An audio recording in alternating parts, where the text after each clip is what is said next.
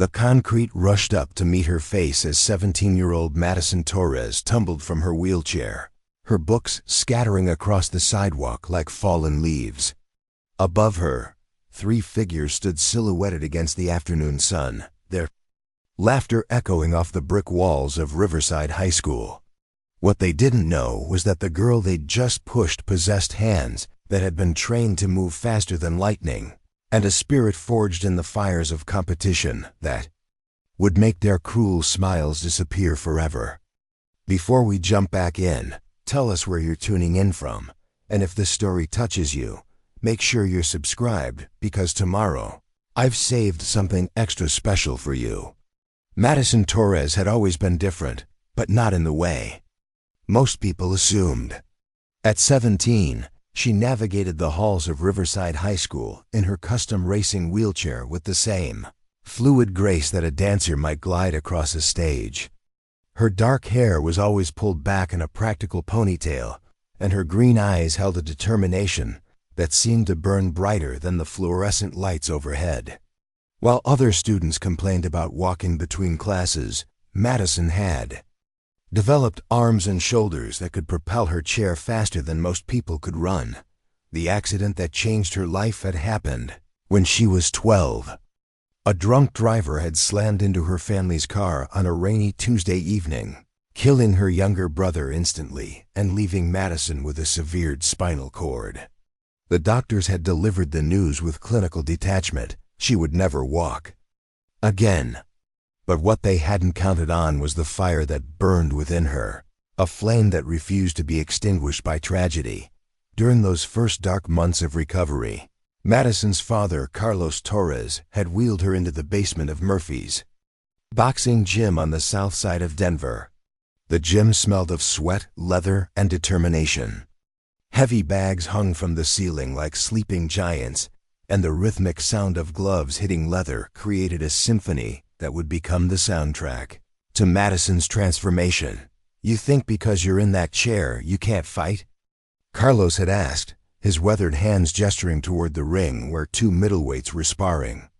"Let me tell you something, Mia. The strongest fighters I've ever known weren't the ones who could walk. They were the ones who refused to stay down." That first day, Madison could barely make a fist without her hands shaking. The grief and anger from losing her brother had left her feeling hollow, like a shell of the person she used to be. But as she began training with Coach Patricia Williams, a former Olympic boxer who specialized in adaptive athletics, something began to change. The precise movements, the focus required, the way her body could still respond to her will despite everything that had been taken from her. It all began to fill the empty spaces in her soul. Coach Williams had seen potential in Madison from the very beginning. "You've got natural hand speed," she'd told her after their first session. "But more importantly, you've got something that can't be taught. You've got the heart of a fighter." The training was brutal. Madison would arrive at the gym at 5 in the morning, 3 hours before school started. She'd work on her technique, her timing, her power. The boxing wheelchair she used was lightweight carbon fiber, designed to pivot and move with lightning speed. Her hands learned to throw combinations that would make seasoned fighters wince with envy. Left hook, right cross, uppercut, each punch thrown with the precision of a surgeon and the power of a sledgehammer. But it wasn't just the physical training that transformed Madison. It was the mental discipline, the way boxing taught her to turn pain into power, fear into focus. Every time she stepped into that gym, she was fighting more than just heavy bags and training partners. She was fighting the voice in her head that whispered she wasn't strong enough, wasn't fast enough, wasn't enough. By the time she was 15, Madison had earned her place on the U.S. Paralympic boxing team. She competed in the lightweight division, and her record spoke for itself. 23 wins, 0 losses with 18 knockouts. Her signature move was a devastating left hook that seemed to come from nowhere, followed by a right cross that had ended more fights than she could count. The other fighters on the circuit had nicknamed her Lightning, not just for her speed, but for the way she could strike without warning and leave her opponents wondering what had hit them. The Paralympic Games in Paris had been the culmination of years of sacrifice and dedication. Madison's family had scraped together every penny to make the trip, and her father had worked double shifts at the auto repair shop to afford the plane tickets. When she stepped into the ring for the gold medal match, she carried with her not just her own dreams, but the hopes of everyone who had ever been told they weren't capable of greatness. Her opponent was Katerina Volkov, a Russian fighter who had dominated the division for 3 years. Volkov was known for her brutal body shots and her ability to wear down opponents with relentless pressure. The first round had been a feeling-out process, with both fighters testing each other's defenses. But in the second round, Madison had found her rhythm. The combination that won her the gold medal was a thing of beauty. A feint with her left hand drew Volkov's guard up, and then Madison's right hand shot forward like a piston, connecting with her opponent's jaw with a sound that echoed through the arena. Volkov dropped like a stone, and the referee's count seemed to stretch on forever.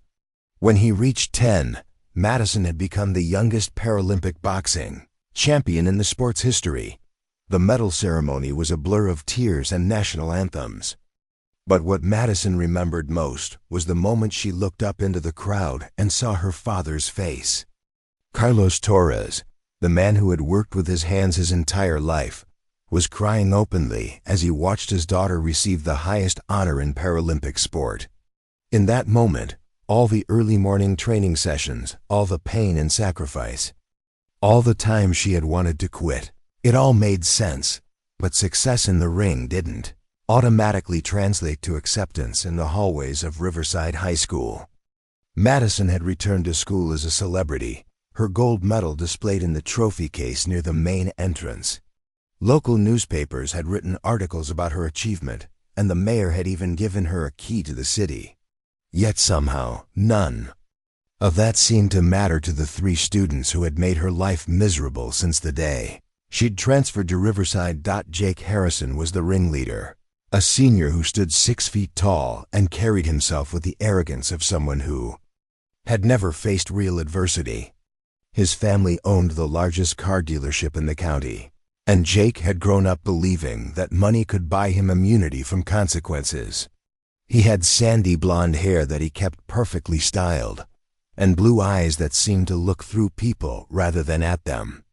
Jake played on the football team, though he spent more time on the bench than on the field, and he compensated for his athletic shortcomings by targeting those he perceived as weaker than himself. His closest friend was Trevor Mitchell, a junior, who served as Jake's enthusiastic accomplice in every cruel scheme. Trevor was smaller than Jake, with dark hair and a nervous laugh that punctuated his every sentence. He had the kind of personality that seemed to feed off the approval of others, and he would do anything to maintain his position in Jake's inner circle. Trevor's parents were both doctors, and they had raised him with material comfort but little emotional guidance. He had learned early that the easiest way to avoid being a target was to help someone else choose theirs. The third member of their group was Brittany Walsh, a senior who had once been Madison's closest friend before the accident. Brittany had shoulder-length blonde hair and the kind of smile that could light up a room when she chose to use it genuinely. But something had changed in her after Madison's accident.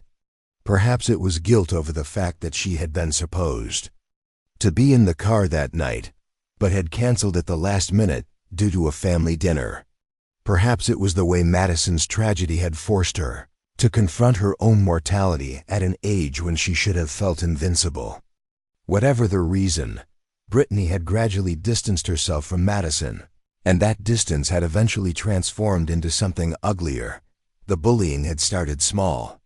Whispered comments in the hallways about how Madison was just looking for attention.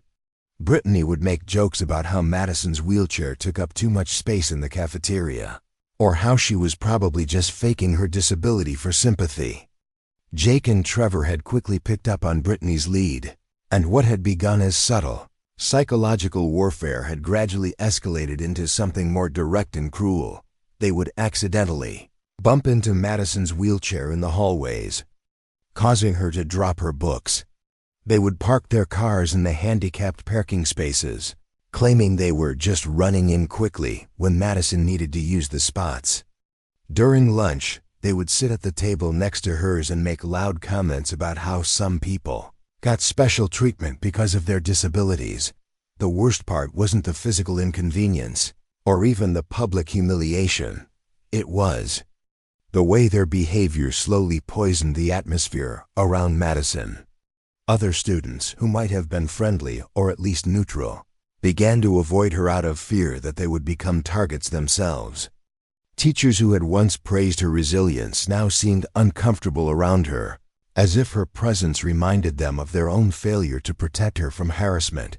Madison had tried reporting the incidents to the school administration, but Principal Robert Chun seemed more concerned with avoiding conflict than addressing it.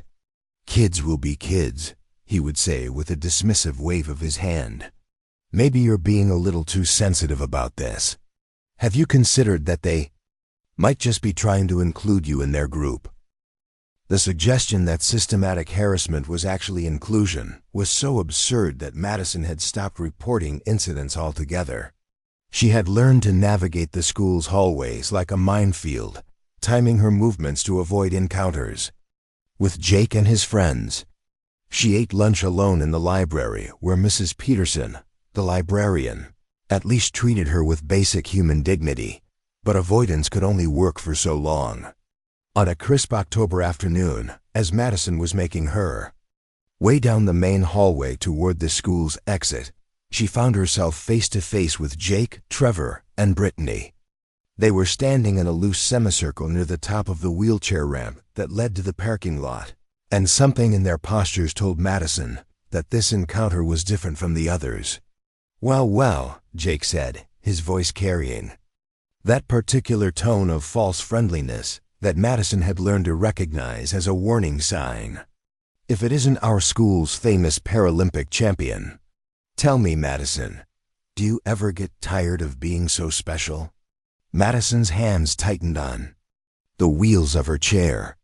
She had learned to control her temper during years of training, but something about Jake's tone made her pulse quicken. "I'm just trying to get to my car, Jake. Can you please move?" "Oh, she's trying to get to her car," Trevor echoed, his nervous laugh cutting through the air like broken glass.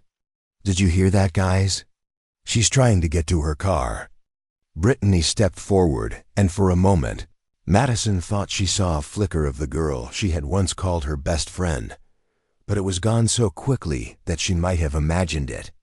"You know, Madison, I've been thinking about you lately. About how you always seem to be the center of attention. First the accident, then the whole Paralympic thing. It's like you can't stand for anyone else to have the spotlight." The words hit Madison like physical blows.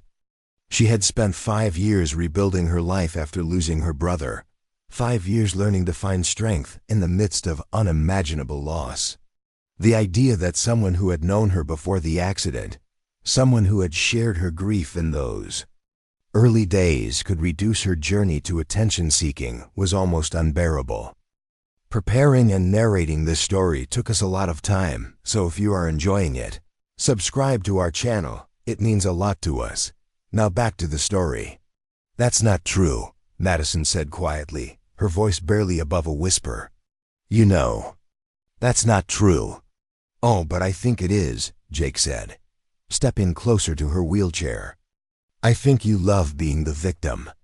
I think you love having everyone feel sorry for you. But you know what? Some of us are getting pretty tired of the Madison Torres pity party." Madison's training had taught her to read opponents, to recognize the subtle shifts in posture and breathing that preceded an attack. She saw it now in Jake's stance, the way his weight had shifted forward onto the balls of his feet.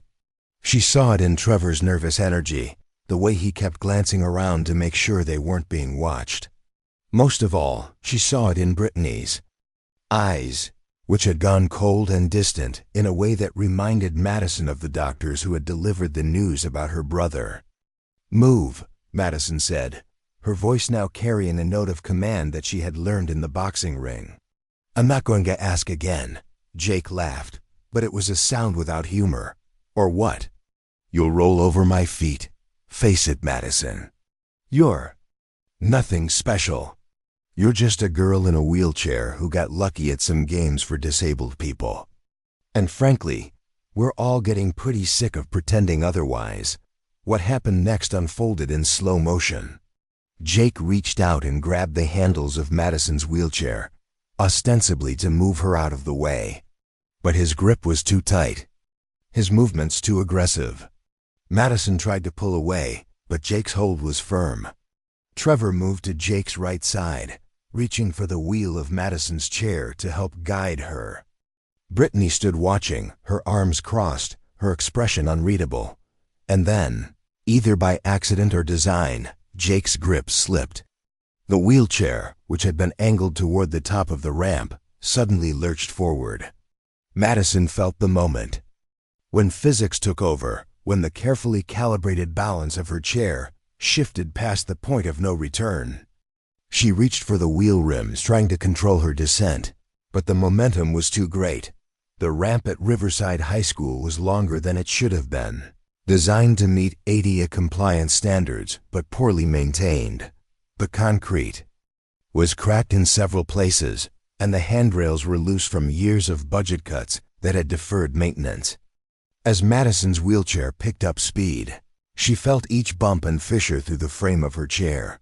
She tried to steer, tried to use the techniques she had learned in her racing wheelchair to maintain control, but the angle was all wrong. The chair tilted sideways, and Madison felt herself being thrown from the seat. The last thing she saw before hitting the concrete was Jake's face, his expression shifting from cruel amusement to something that might have been genuine shock. The impact drove the breath from her lungs and scraped the skin from her palms and forearms. Her books scattered across the pavement like confetti, and her water bottle rolled down the ramp with a hollow, echoing sound. For a moment, the world went silent except for the ringing in her ears and the sound of her own breathing. Then she heard the laughter. It started as a nervous giggle from Trevor, then grew into something louder and more cruel. Jake's voice joined in, and even Brittany's laugh, though it sounded forced and uncomfortable. Madison lay on the concrete, her racing wheelchair overturned beside her, and listened to the three people who had just humiliated her celebrate their victory. "Oh my God," Trevor was saying between gasps of laughter. "Did you see her face? She looked like she was going to cry." "I told you she was nothing special," Jake added, his voice carrying down the ramp. "Just another girl in a wheelchair who thinks she's better than everyone else." Madison pushed herself up onto her elbows, her palms stinging from the scrapes. She looked up the ramp to where her tormentors stood, still laughing at her expense. Something shifted inside her chest, a familiar sensation that she recognized from the boxing ring. It was the feeling she got when an opponent landed a good shot, when the pain transformed into fuel for what came next. Slowly, methodically, Madison began to collect her scattered belongings. Her textbooks were scuffed but intact. Her water bottle had rolled to a stop near a storm drain. Her wheelchair, when she righted it, seemed to have suffered no major damage. But as she transferred herself back into the seat, Madison Torres was no longer the same person who had been trying to leave. School peacefully just minutes before. The laughter from the top of the ramp continued, but it seemed distant now, like background noise. Madison's focus had narrowed to a single point, the way it did when she was preparing for a fight. Her hands, which had been shaking from the impact, grew steady. Her breathing, which had been ragged and irregular, found its rhythm. She looked up the ramp one more time, memorizing the faces of the three people who had just made the biggest mistake of their lives.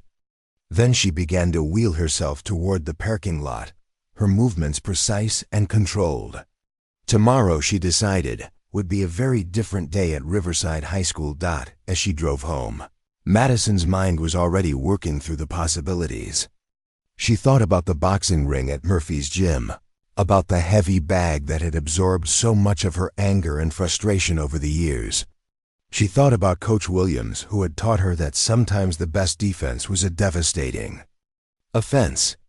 Most of all, she thought about the lesson that her father had tried to teach her on that first day in the gym, that the strongest fighters weren't the ones who could walk, but the ones who refused to stay down. Jake Harrison, Trevor Mitchell, and Brittany Walsh had just discovered that Madison Torres was about to get back up. And when she did, they would learn exactly what it meant to face a Paralympic champion who had finally decided to stop pulling her punches. The next morning arrived. With the kind of crystalline clarity that comes after a storm, Madison woke before her alarm, her body still aching from yesterday's fall, but her mind sharper than it had been in months. She dressed carefully, choosing clothes that would allow her full range of motion, a fitted black t-shirt and athletic pants that wouldn't restrict her movements. As she transferred into her wheelchair, she noticed that her hands were completely steady for the first time since the incident. The drive to school took her past Murphy's gym, where she had spent countless hours transforming herself from a broken girl into a champion. Through the large windows, she could see the early morning training session already in progress. Coach Williams was working with Marcus Rodriguez, a heavyweight who was preparing for the Nationals. Madison felt a familiar surge of energy watching the precise combinations, the footwork, the raw power being channeled into controlled violence. She pulled into the gym's parking lot without conscious thought, her car seeming to steer itself toward the familiar sanctuary. The morning air was crisp against her skin as she wheeled herself through the entrance, breathing in the scent of leather and determination that had become her second home. Lightning.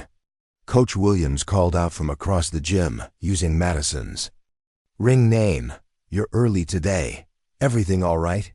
Patricia Williams was a woman who had learned to read fighters the way others read books. At 52, she had the kind of presence that commanded respect without demanding it. Her graying hair was pulled back in a practical bun, and her dark eyes missed nothing. She had been coaching adaptive boxing for over 15 years, and she had never seen a fighter with Madison's combination of raw talent and burning determination. "I need to work," Madison said simply, wheeling herself toward the equipment area. "Can you spot me on the heavy bag?" Coach Williams studied her star pupil's face, noting the set of her jaw and the way her shoulders held tension like coiled springs. "What happened?" Madison began wrapping her hands with the ritual precision that had become second nature. Left hand first, between each finger, around the wrist, over the knuckles. "Some kids at school decided to push me down the wheelchair ramp yesterday. They thought it was funny." The gym fell silent except for the rhythmic thud of Marcus hitting the speed bag in the corner. Coach Williams felt her own hands clenched into fists, a protective instinct that she had learned to control over years of working with athletes who faced discrimination both in and out of the ring. "Did you report it? What's the point?" Madison's voice was flat, emotionless. "The principal thinks I'm being too sensitive. The teachers pretend they don't see it. And the kids who did it think I'm just another victim who won't fight back." She finished wrapping her hands and wheeled herself to the heavy bag that had been her constant companion for the past 5 years.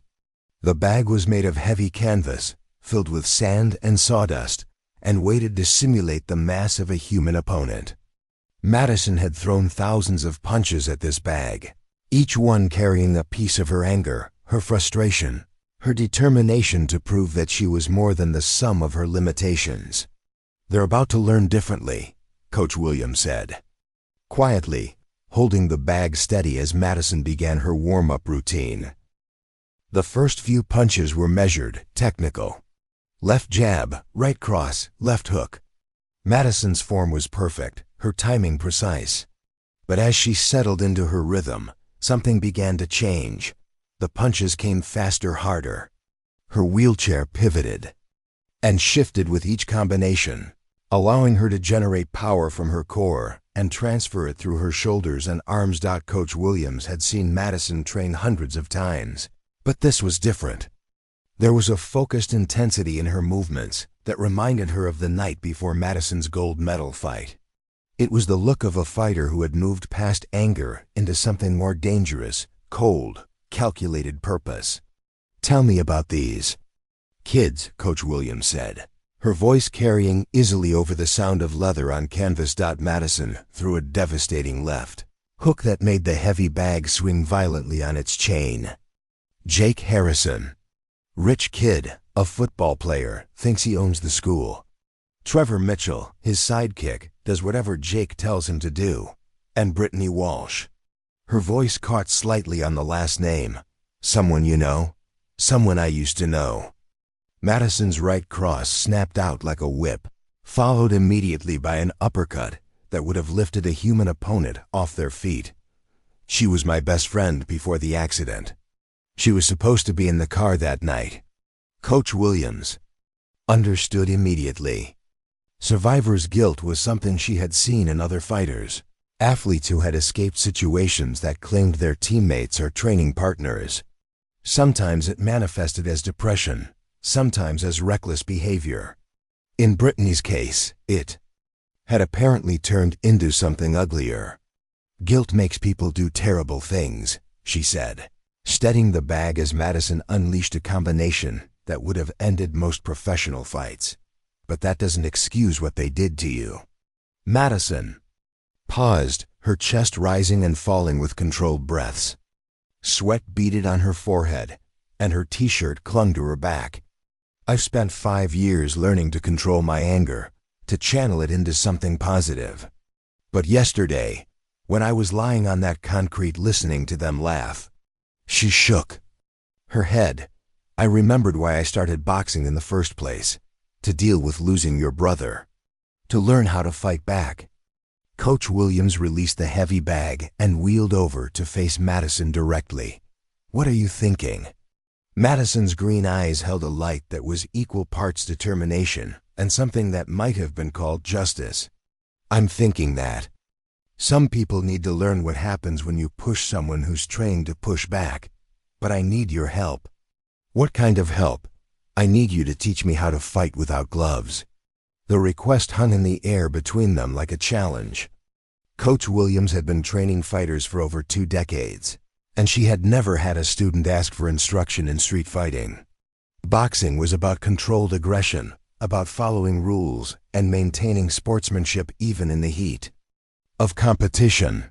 What Madison was asking for was something different entirely. "Madison, you know I can't. They humiliated me in front of half the school."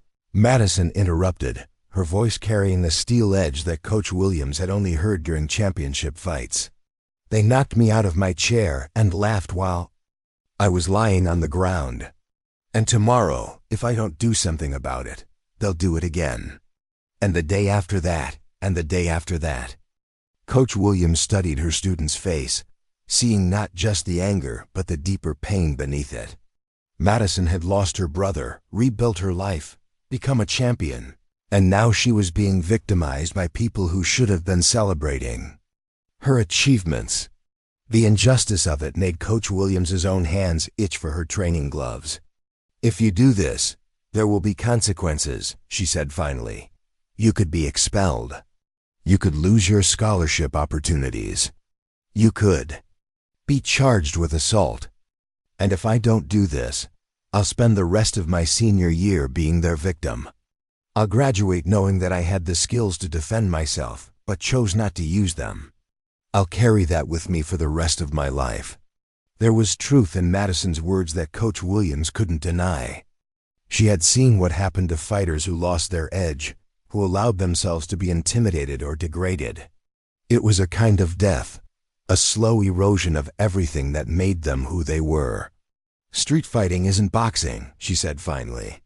"The rules are different. The stakes are different. If you're going to do this, you need to understand what you're getting into." Madison's smile was sharp as a blade. "I understand perfectly. I'm going to teach 3 bullies what happens when they mess with someone who's been trained to hurt people professionally. For the next hour, Coach Williams taught Madison techniques that weren't found in any Olympic training manual. How to throw punches with maximum impact in confined spaces.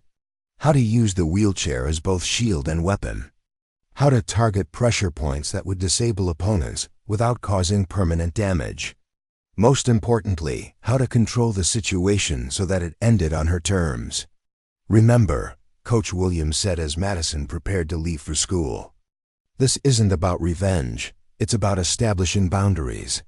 You defend yourself, you make your point, and then you walk away. Don't let anger turn you into something you're not. Madison nodded, but they both knew that once the situation began, control might be harder to maintain than either of them hoped. Riverside High School buzzed with the usual morning energy as Madison arrived. Students clustered around lockers, comparing homework and discussing weekend plans. Teachers clutched coffee cups like lifelines, preparing for another day of trying to educate teenagers who would rather be anywhere else. The normalcy of it all felt surreal to Madison, who felt like she was walking into a battlefield. She navigated the hallways with careful precision, timing her movements to avoid the usual choke points where Jake and his friends liked to congregate. Her first 3 classes passed without incident, but Madison knew that was temporary. The real test would come during lunch, when the cafeteria's open layout would make it impossible to avoid confrontation.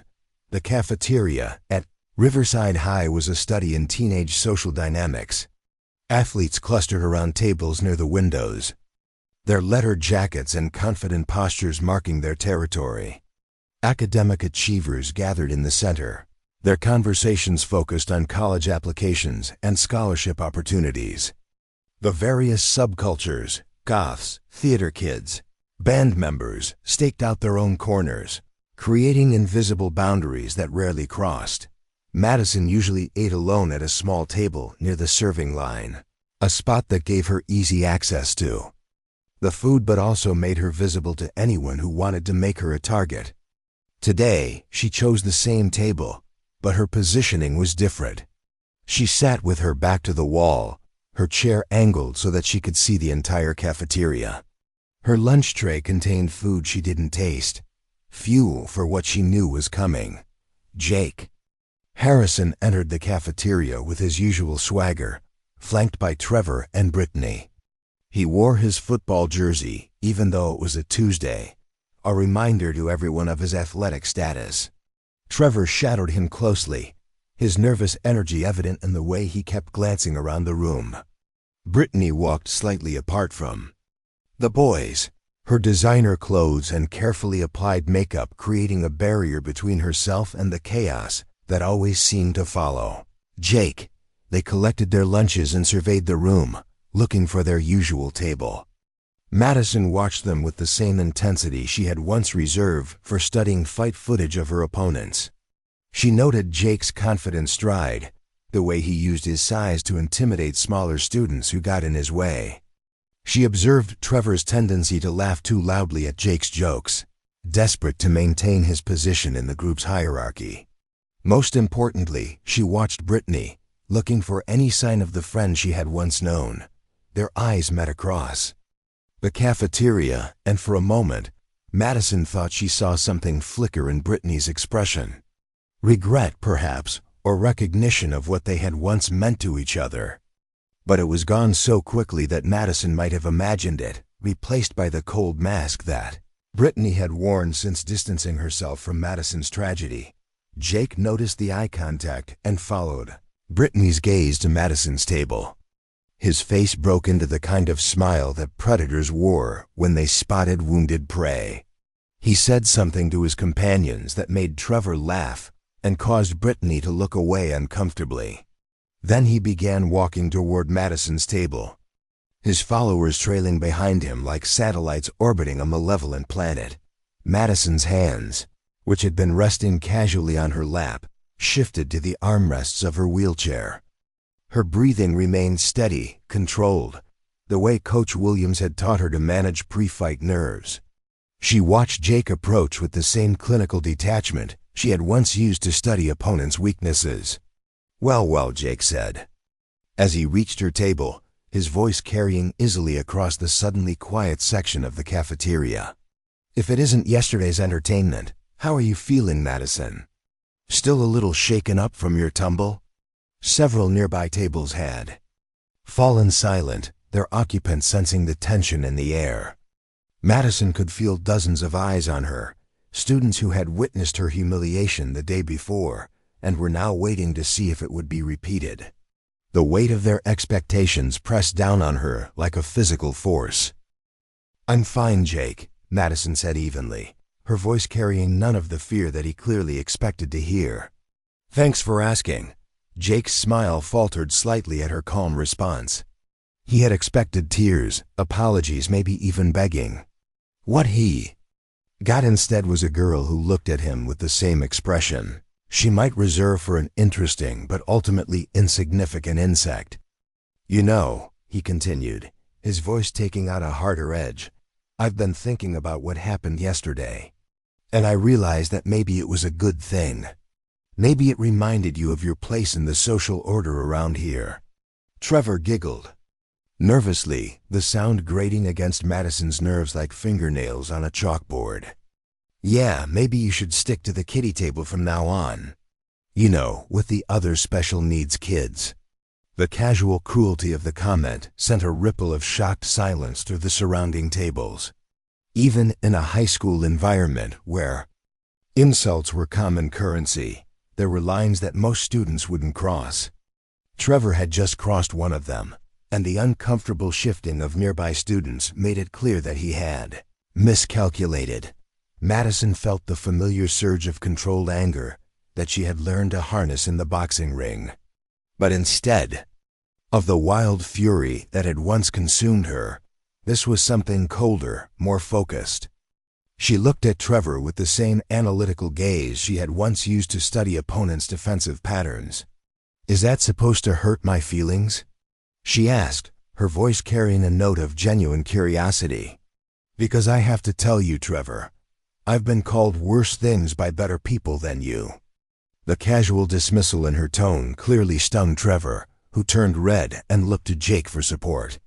Jake's own face had darkened, his confident smile replaced by something uglier. He stepped closer to Madison's table, using his height to try to intimidate her. You know what your problem is, Madison? He said, his voice dropping to a more threatening register. You think you're special. You think that a gold medal makes you better than everyone else. But you're not. You're just a cripple who got lucky in some pity competition. The word hung in the air like a slap.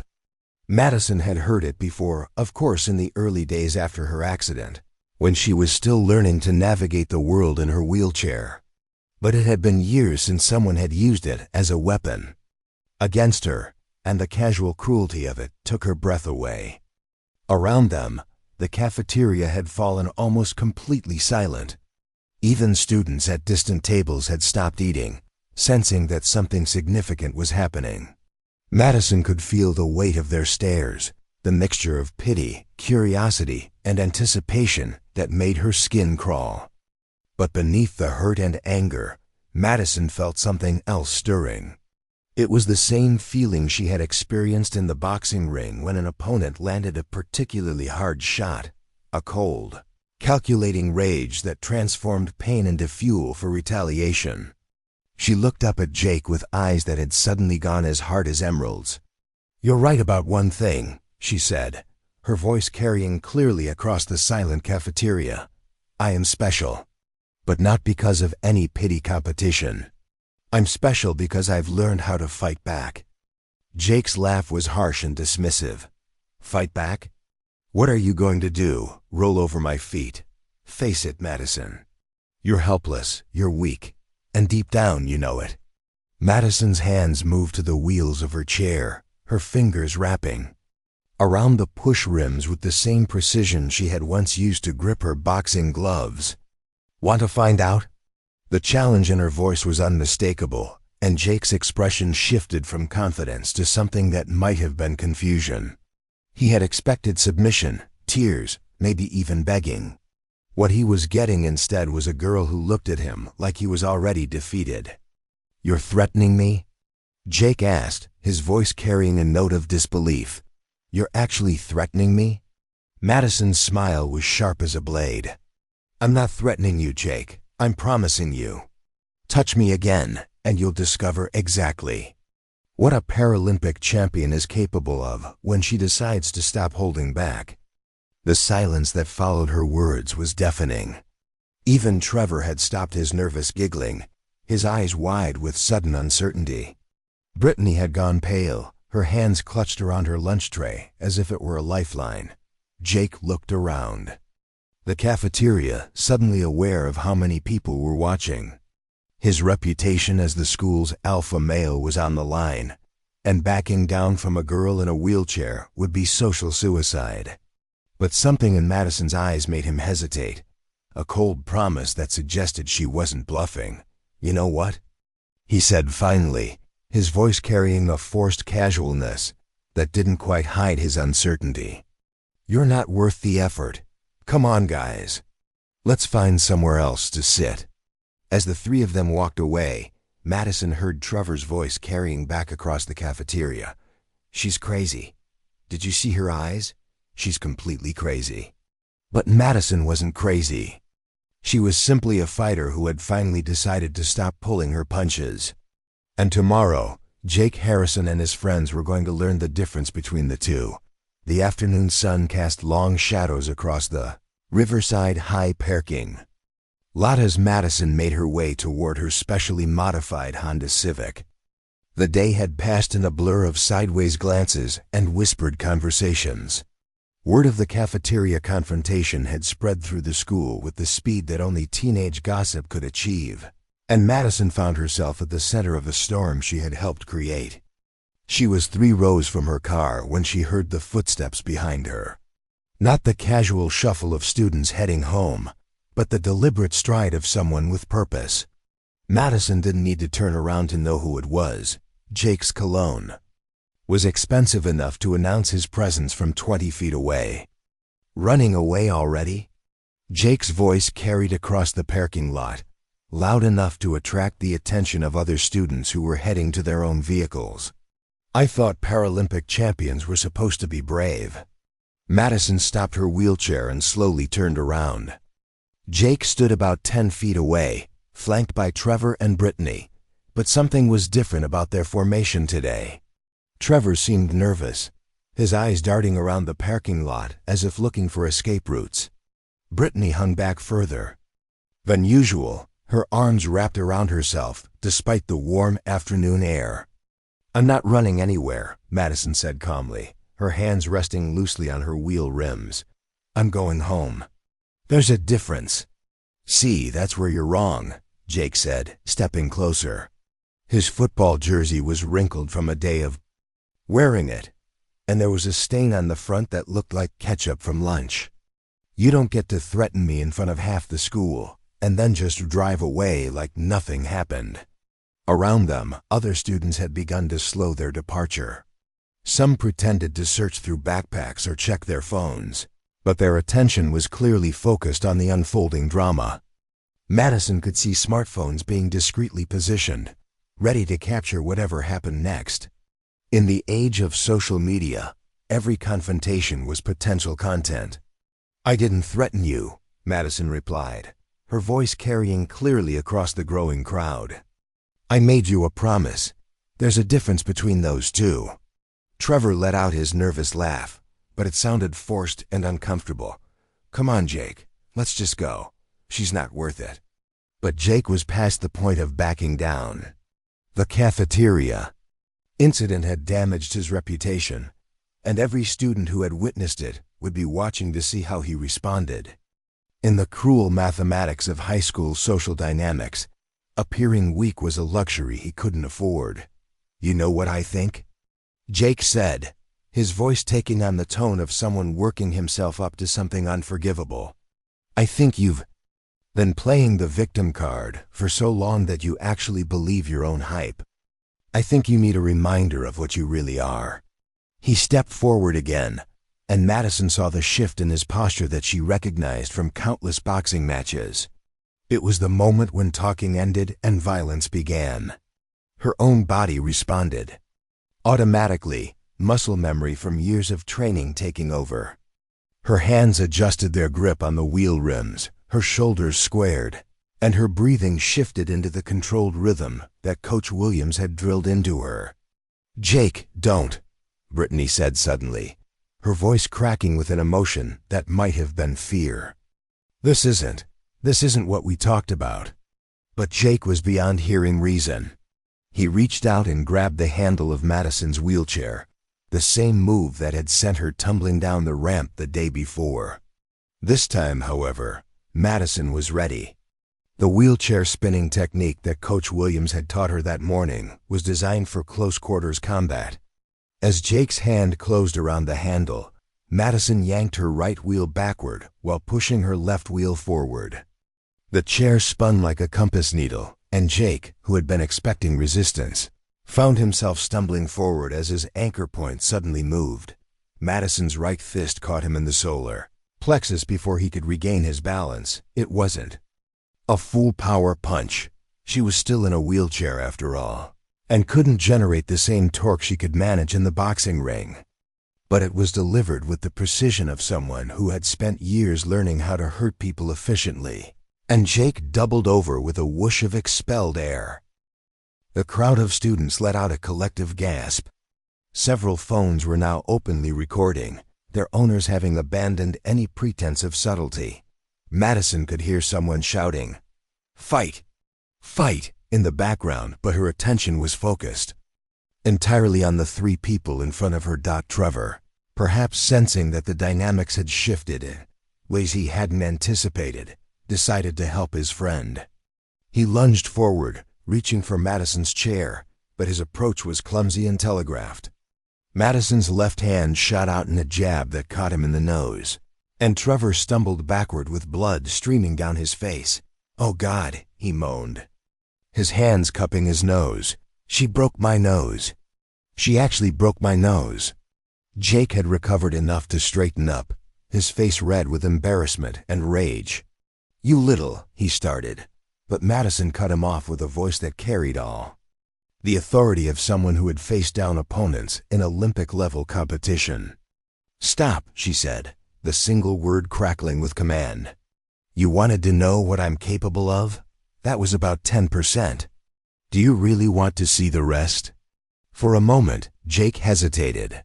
The girl he had been tormenting was gone, replaced by someone who moved with the fluid confidence of a predator. Her green eyes held no fear, no uncertainty, just the cold calculation of someone who was prepared to do whatever was necessary to end this confrontation on her terms. But pride and teenage stupidity are powerful forces, and Jake had committed too much to back down now. He charged forward, his larger size and football training giving him confidence that he could overpower someone confined to a wheelchair. Madison had been waiting for this moment. As Jake rushed toward her, she executed a maneuver that would have been impossible for most wheelchair users, but was second nature to someone who had spent years training in adaptive boxing. She popped a wheelie, lifting her front casters off the ground and using the larger rear wheels as a pivot point. Jake's momentum carried him forward into what was essentially a moving target. Madison's wheelchair rammed into his midsection like a battering ram, and her right hand delivered an uppercut that would have made Coach Williams proud. The combination of his forward momentum and her perfectly timed punch created an impact that lifted Jake off his feet and sent him sprawling backward onto the asphalt. The parking lot erupted in cheers and gasps. Madison could hear someone screaming, "Holy shit!" while another voice yelled, "Did you get that on video?" But her attention was focused on Jake, who was lying on his back, staring up at the sky with the glassy expression of someone who had just discovered that their understanding of the world was fundamentally flawed. "Jake!" Brittany rushed forward, dropping to her knees beside her fallen friend. For the first time since the confrontation began, she looked directly at Madison, and her expression was filled with something that might have been recognition. "Maddie," she whispered, using the nickname she had called her before the accident. "What have you become?" Madison looked down at her former best friend, seeing not the cruel teenager who had participated in her humiliation, but the scared girl who had been dealing with survivor's guilt for 5 years. "I became exactly what I needed to become," she said quietly. "The question is, what have you become?" Brittany's face crumpled, and for a moment, Madison thought she might apologize, might acknowledge the years of friendship they had thrown away. But then Jake groaned and tried to sit up, and the moment passed. "Are you okay?" Brittany asked him, her hands fluttering nervously around his head. Jake managed to get himself into a sitting position, his face a mask of humiliation and rage. His jersey was torn, and there was a scrape on his cheek from where he had hit the asphalt. When he looked at Madison, his eyes held a hatred that was almost palpable. "This isn't over," he said, his voice hoarse. "You think you're so tough? I'll show you tough." Madison's response was delivered with the casual confidence of someone who had just proven her point beyond any reasonable doubt. "Jake, you're sitting on the ground after getting knocked down by a girl in a wheelchair.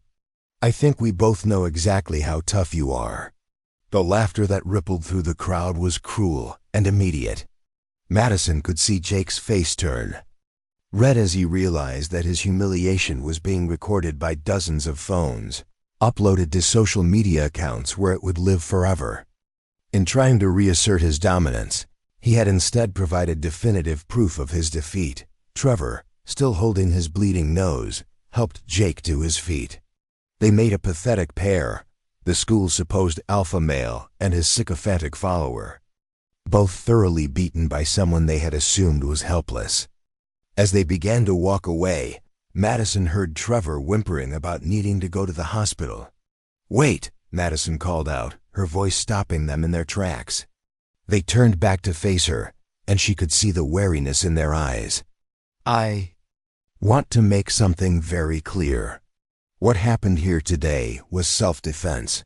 You attacked me, and I defended myself. But if you come after me again, if you so much as look at me wrong, what you just experienced will feel like a gentle massage compared to what happens next." Jake opened his mouth as if to respond, but Madison wasn't finished. "I've spent 5 years learning how to hurt people professionally. I've trained with Olympic coaches, sparred with fighters who could kill you with their bare hands, and earned a gold medal in a sport where the goal is to render your opponent unconscious. You pushed me down a ramp and thought it was funny. You called me names and thought I was helpless. Today, you learned how wrong you were." She paused, letting her words sink in. Around them, the crowd had fallen silent, caught up in the gravity of her speech. "But here's the thing you need to understand," Madison continued, her voice carrying the authority of someone who had faced down challenges that would break most people. "I don't want to hurt you. I don't enjoy it. I would much rather spend my time training for competitions and working toward my future than dealing with your insecurities and cruelty. So I'm going to give you a choice." Jake and Trevor stood frozen, blood from Trevor's nose dripping onto the asphalt between them. "You can leave me alone, treat me with the basic respect that every human being deserves, and we can all move on with our lives. Or you can continue this pathetic campaign of harassment, and I'll be forced to remind you again why it's a bad idea to mess with someone who's been trained to fight back." Madison's gaze shifted to Brittany, who had remained kneeling on the ground throughout the entire confrontation. "That goes for all of you. I've lost too much in my life to let 3 bullies take anything else from me." With that, Madison began wheeling herself toward her car, leaving the 3 of them standing in the parking lot, surrounded by a crowd of students who had just witnessed something unprecedented. As she transferred into her driver's seat and folded her wheelchair into the back of her Honda, she could hear the excited chatter of her classmates discussing what they had just seen. Her phone was already buzzing with notifications, text messages, Social media mentions, friend requests from people who had never acknowledged her existence before today. But Madison ignored them all. She had said what she needed to say and done what she needed to do. Now she just wanted to go home. As she drove away from Riverside High School, Madison caught a glimpse of Jake and Trevor in her rearview mirror. They were still standing in the parking lot, looking like they had been hit by a truck. Brittany was with them, but she seemed apart from them somehow, as if the events of the last few minutes had changed something fundamental in their relationship. Madison felt a complex mix of emotions as she navigated the familiar streets toward home. There was satisfaction in finally standing up for herself, relief that the confrontation was over, and pride in her ability to defend herself when it mattered most. But there was also sadness for the friendship she had lost with Brittany, and concern about what would happen next. She had won this battle, but she knew that victory in high school social warfare was never permanent. There would be consequences for what had happened today: meetings with the principal, conversations with her parents, possibly even legal ramifications. Jake's family had money and influence, and they might not be willing to accept their son's humiliation quietly. But as Madison pulled into her driveway and saw her father waiting on the front porch, she realized that she was ready for whatever came next. She had spent 5 years rebuilding herself after the worst tragedy imaginable. She had won a Paralympic gold medal against impossible odds. And today, she had proven that she would never again allow herself to be anyone's victim. Carlos Torres stood up as his daughter wheeled herself up the ramp to their front door. His weathered face was creased with concern, and Madison realized that news of the parking lot incident had probably reached him already. In a small city like theirs, gossip traveled fast, especially when it involved the local Paralympic champion. "Mia," he said softly, "tell me what happened." Madison looked up at her father, the man who had first brought her to Murphy's gym and taught her that the strongest fighters were the ones who refused to stay down. She thought about everything that had led to this moment: the accident, the loss of her brother, the years of training, the bullying, and finally, today's confrontation. "I got back up, Papa," she said simply. "Just like you taught me." Carlos Torres smiled, and in that smile, Madison saw pride, love, and understanding. Tomorrow would bring new challenges, but tonight she was home, safe, and stronger than she had ever been before. The next morning arrived with the kind of electric tension that follows a thunderstorm. Madison woke to find 17 missed calls on her phone and a text message from Coach Williams that simply read, "Saw the videos. Come in early. We need to talk." The videos. Madison had almost forgotten about the dozens of smartphones that had captured yesterday's confrontation. She opened Instagram and immediately saw herself trending on the school's hashtag. The footage was everywhere: shaky phone recordings that showed her wheelchair techniques, Jake sprawling on the asphalt, Trevor clutching his bleeding nose. The captions ranged from "Oh my God, wheelchair girl is a savage" to "Never mess with a Paralympic boxer." But it wasn't just students sharing the videos. Local news stations had picked up the story. Channel 7's morning show was running a segment titled "Bullying Backfires. Paralympic Champion Fights Back." Madison's stomach dropped as she realized that what had started as a personal confrontation had become a public spectacle. Her parents were already in the kitchen when she wheeled herself downstairs. Her mother, Elena Torres, was staring at her laptop screen with an expression of mixed pride and worry. Her father sat across from her, drinking coffee from his favorite mug, a gift Madison had brought him from the Paralympics with "World's Best Boxing Dad" printed on the side. "The school called," Elena said without looking up. "Principal Chun wants to see you first thing this morning, before classes start." Madison poured herself orange juice and tried to read her mother's mood. Elena Torres was a high school English teacher at a different school district, and she understood better than most how these situations could spiral out of control. She also knew that sometimes standing up for yourself was more important than following rules. "They're saying it was self-defense," Carlos added, nodding toward the laptop. "The video showed Jake attacking you first, Trevor too. They're lawyers. Can't claim otherwise when there's this much evidence." Madison had been wondering about legal ramifications since she'd gone to bed. The Harrison family owned the largest car dealership in 3 counties, and they weren't known for accepting defeat gracefully. But apparently, even money couldn't argue with video evidence that clearly showed their son as the aggressor. "There's something else," Alina said, finally looking up from the screen. "Channel 9 wants to interview you. They're calling it a story about overcoming adversity and standing up to bullies. The producer says they've been getting calls from other Paralympic athletes who want to share their own experiences." Madison sipped her orange juice, processing this information. What had started as a high school parking lot fight was becoming something larger, a symbol of something that went beyond her personal situation.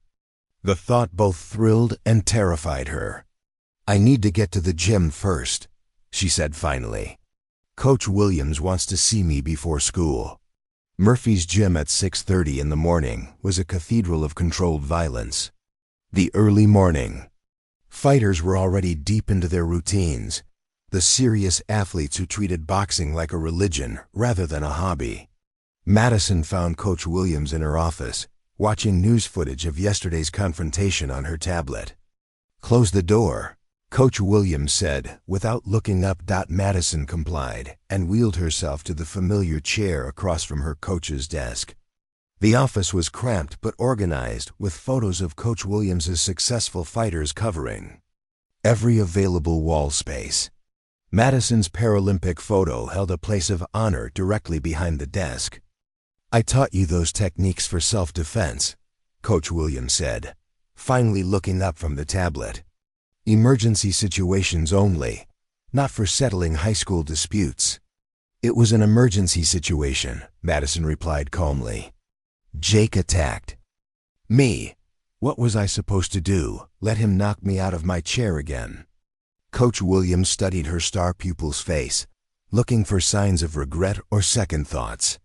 What she saw instead was the same focused determination that had carried Madison to a Paralympic gold medal.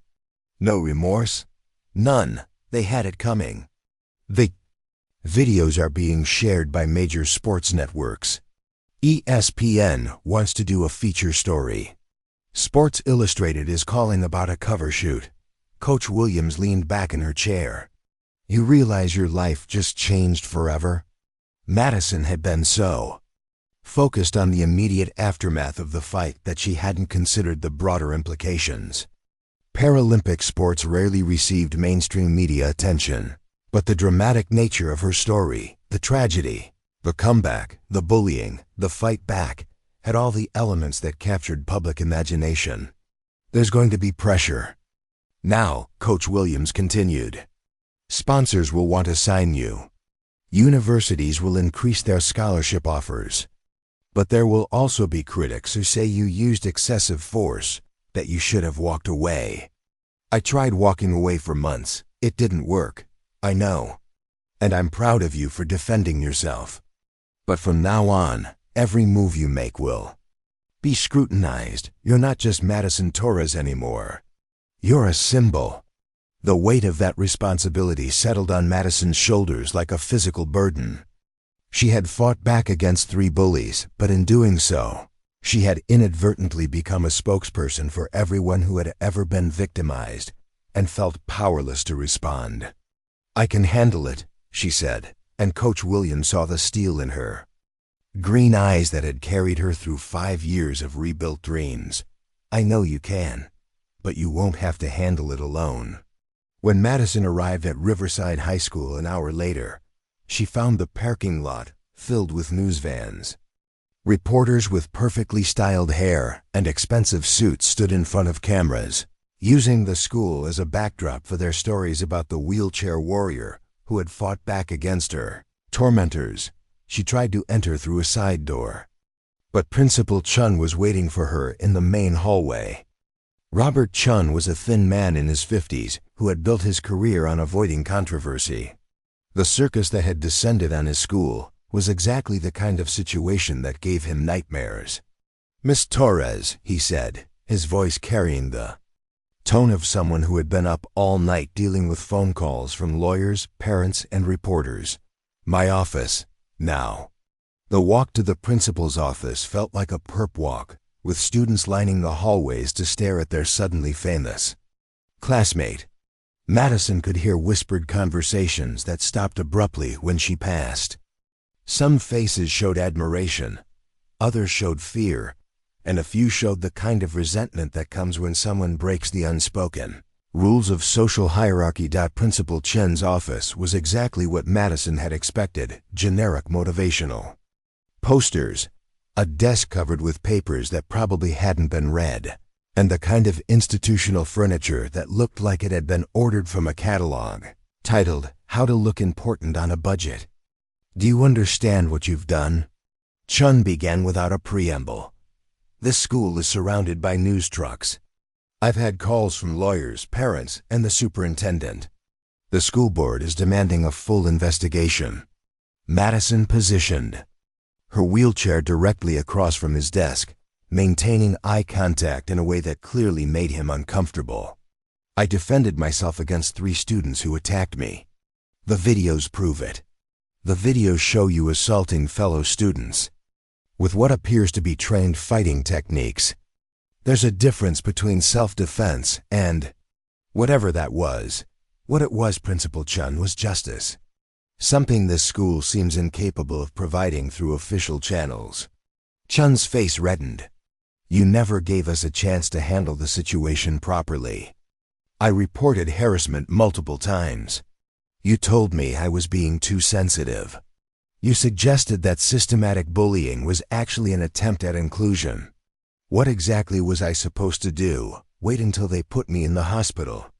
The principal opened his mouth to respond, but was interrupted by a knock on his door. His secretary peered in nervously. "Sir, there's a Detective Morrison here to see Miss Torres." "And allow your representing the Torres family. And well, there are several reporters who want to speak with you about the school's anti-bullying policies." Chun's face went pale. Madison realized that her personal fight had created a much larger problem for the school administration. Questions were being asked about how Riverside High had allowed a Paralympic champion to be systematically harassed without intervention. Detective Sarah Morrison was a woman in her 40s with graying hair and the kind of no-nonsense demeanor that came from years of dealing with teenagers who thought they were smarter than they actually were. She introduced herself to Madison and explained that she was investigating reports of assault that had been filed by both sides. "The Harrison family is claiming that you attacked their son without provocation," Detective Morrison said, consulting her notes. "But the video evidence tells a different story. It clearly shows Jake Harrison initiating physical contact by grabbing your wheelchair." Madison's lawyer, Maria Valdez, was a sharp-dressed woman who specialized in disability rights cases. She had arrived at the school within an hour of the Torres family's call, and she had already reviewed all the available video evidence. "My client was the victim of a sustained harassment campaign that culminated in a physical assault," Valdez said. "The videos show clear self-defense, and any prosecutor who tried to charge Miss Torres would face a public relations nightmare." Detective Morrison nodded. "I've seen the footage. I've also interviewed several witnesses. From a legal standpoint, this appears to be a clear case of self-defense. Jake Harrison and Trevor Mitchell were the aggressors, and Miss Torres responded with reasonable force to defend herself." Principal Chun looked like he wanted to disappear. The narrative he had been trying to construct, that Madison was equally responsible for the conflict, was crumbling in the face of objective evidence and legal expertise. "However," Detective Morrison continued, "there's the matter of the extent of force used. Miss Torres, you have specialized training in combat sports. Some might argue that your response was disproportionate to the threat. Madison's lawyer was ready for this argument. Detective, my client is a 17-year-old girl who uses a wheelchair. She was attacked by two larger, stronger opponents while surrounded by a crowd that was doing nothing to help her. She used the minimum force necessary to defend herself, then stopped the assault. Plus, Madison added, speaking for herself, I could have hurt them much worse than I did. I showed restraint. Detective Morrison studied Madison's face, seeing not the typical defiant teenager she was used to dealing with, but someone who had faced genuine adversity and emerged stronger. Based on the evidence, I won't be filing charges against Miss Torres. The Harrison and Mitchell families can pursue civil action if they choose, but criminally, this appears to be justified self-defense. As the meeting continued, Madison learned that the fallout from her confrontation was spreading far beyond the walls of Riverside High School. Jake Harrison had been suspended pending a full investigation into the harassment allegations. Trevor Mitchell was facing similar consequences, plus potential charges for participating in the assault. Even Brittany Walsh was being questioned about her role in the systematic bullying campaign, but the most significant consequence was the attention being paid to the school's handling of the situation. Parents were demanding to know how a Paralympic champion could be repeatedly victimized without intervention.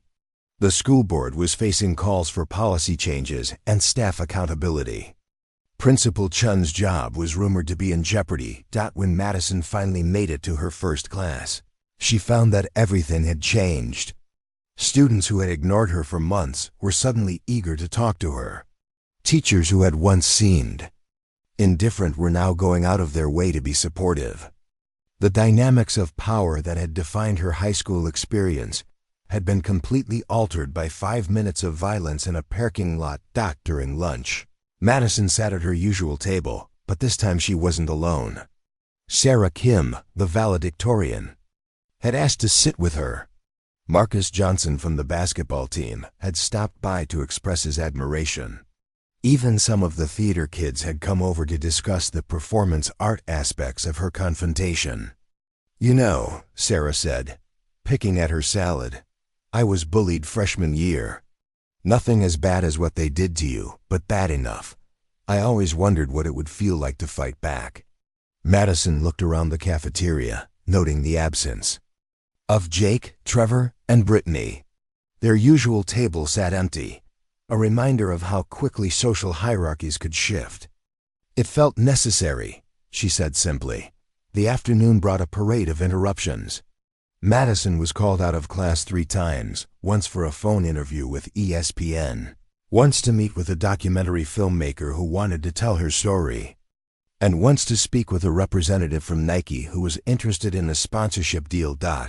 By the time school ended, Madison felt overwhelmed by the sudden attention. She had gone from being an invisible victim to being the center of a media storm, and the transition was jarring. As she made her way to the parking lot, she was intercepted by a familiar figure. Brittany Walsh stood alone near the flagpole, looking smaller and more vulnerable than Madison had seen her in years. Her designer clothes were rumpled, and her usually perfect makeup was smeared as if she had been crying. Maddie, she said, using the childhood nickname hesitantly. Can we talk? Madison stopped her wheelchair, studying her former best friend's face. What do you want, Brittany? I want to apologize. For everything. For abandoning you after the accident, for joining in with Jake and Trevor, for becoming someone I hate. The words hung between them like a bridge across 5 years of hurt and betrayal. Madison felt a complex mix of emotions, anger, sadness, hope, and wariness. Why now? Madison asked. Because I proved I could fight back? Because the whole school saw your boyfriend get knocked on his ass. Brittany winced. Jake's not my boyfriend anymore. I broke up with him this morning. And no, it's not because you beat him up. It's because watching you fight back made me realize who I've become. She sat down on a nearby bench, putting herself at Madison's eye level. When you were lying on that ramp yesterday, and we were all laughing ... I saw your face. And for just a second, I remembered the girl who held my hand at my grandmother's funeral. The girl who helped me study for algebra. The girl who was supposed to be in that car with you that night." Her voice broke, and Madison saw tears streaming down her cheeks. "I felt guilty about that night for 5 years," Brittany continued. "Guilty that I wasn't there, guilty that I didn't lose my brother, guilty that I got to keep walking while you... And instead of dealing with that guilt, I turned it into resentment.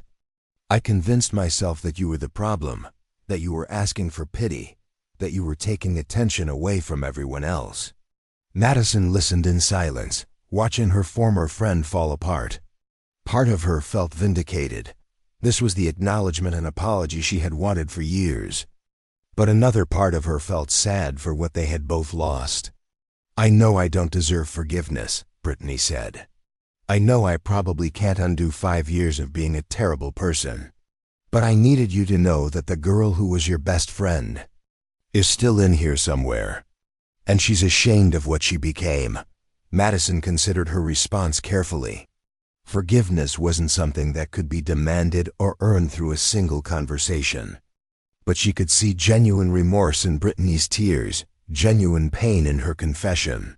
"I'm not ready to forgive you," Madison said finally. "Not yet. But I'm willing to try to understand you. Maybe that's a start." Brittany nodded, wiping her eyes with the back of her hand. "That's more than I deserve." "Probably. But it's what I'm offering." As Brittany walked away, Madison felt a strange sense of closure. The fight in the parking lot had been about more than just defending herself physically. It had been about reclaiming her power, her dignity, and her sense of self-worth. In doing so, she had forced everyone around her to confront their own roles in her victimization.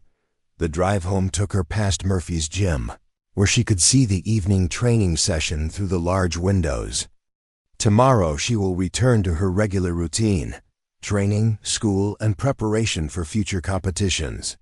But everything would be different now. She was no longer the invisible victim hiding in the shadows. She was Madison Torres, Paralympic champion, and someone who had proven that she would never be anyone's victim again. Her phone buzzed with a text from Coach Williams. "Proud of you. Lightning. See you tomorrow at 5 a.m. We've got work to do." Madison smiled as she read the message. There would be new challenges ahead: media attention, sponsorship negotiations, college recruitment, and the ongoing legal fallout from her confrontation. But she felt ready for all of it. She had learned something important in that parking lot fight. She had always known she was strong enough to win Paralympic gold medals. Now she knew she was strong enough to stand up for herself in any situation. That knowledge was worth more than any medal or trophy. As she pulled into her driveway, Madison saw her parents waiting on the front porch again. But this time, they weren't worried about what had happened. They were proud of who their daughter had become. "How was your day, Mia?" Carlos asked as she wheeled herself up the ramp. Madison thought about everything that had occurred: the police interview, the lawyer meetings, the media attention, the conversation with Brittany, and the strange new respect she was receiving from classmates who had ignored her for months. "Complicated," she said finally, "but good, really good." Elena Torres smiled and held the door open for her daughter. "Come inside. Dinner's ready, and we want to hear everything." As Madison wheeled herself into the warmth of her family's home, she reflected on the journey that had brought her to this moment. 5 years ago, she had lost her brother and her ability to walk. But in the process of rebuilding her life, she had discovered strengths she never knew she possessed. The bullies who had tried to break her spirit had instead provided her with an opportunity to prove that she was unbreakable. They had pushed her down, literally and figuratively, but she had gotten back up stronger than before. Tomorrow will bring new challenges and opportunities. There would be interviews to give, contracts to negotiate, and a senior year to finish. But Madison Torres was ready for all of it. She was a Paralympic champion, a symbol of resilience, and someone who had learned that sometimes the most important fight isn't the one you win in the ring. It's the one you win for yourself. The girl who had been afraid to stand up for herself was gone forever. In her place was a young woman who understood that true strength came not from never falling down, but from always getting back up. And Madison Torres would never stop getting back up. Up next, you've got 2 more standout stories right on your screen. If this one hits the mark, you won't want to pass these up. Just click and check them out. And don't forget to subscribe and turn on the notification bell so you don't miss any upload from us.